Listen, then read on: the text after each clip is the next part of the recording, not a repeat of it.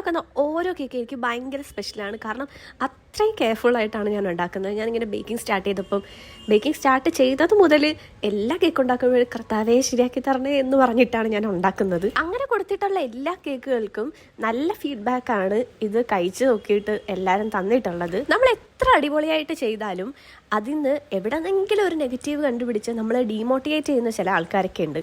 അവരാരും നമ്മളെ സപ്പോർട്ട് ചെയ്യൂല. പക്ഷേ നമ്മൾ എന്തെങ്കിലും നല്ലത് ചെയ്തു കൊടുക്കുമ്പോഴത്തേനും നമ്മളെ വല്ലാണ്ട് അങ്ങ് ഡീമോട്ടിവേറ്റ് ചെയ്യും. അതിൽ നമുക്ക് ഏറ്റവും അടുപ്പമുള്ള ആൾക്കാരായിരിക്കും നമ്മൾ വല്ലാണ്ട് വിഷമിപ്പിക്കുന്നത്.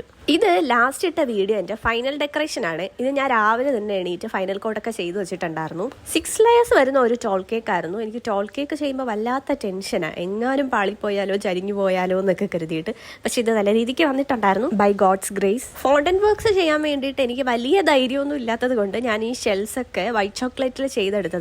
ഒരു തവണ ഇതുപോലെ ഫോണ്ടൻ വർക്ക് ചെയ്തിട്ട് എനിക്ക് നല്ല പണി കിട്ടിയിട്ടുണ്ടായിരുന്നു. എല്ലാം മെൽറ്റായി കൊളമായി പോയി. അപ്പോൾ ഇതാണ് ഫൈനൽ ലുക്ക്. എങ്ങനെയുണ്ട്? കമന്റ് ചെയ്യണേ.